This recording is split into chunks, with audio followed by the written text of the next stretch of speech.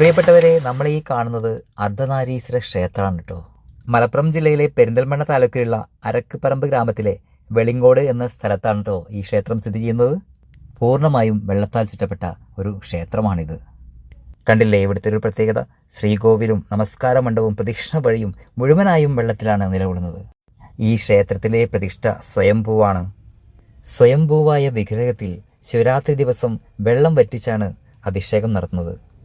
ഇവിടുത്തെ ഈ ഒരു മെയിൻ പ്രതിഷ്ഠ ഭക്തജനങ്ങൾക്ക് കാണണമെങ്കിൽ ഈ ഒരു ശിവരാത്രി ദിവസം കാണാൻ സാധിക്കും.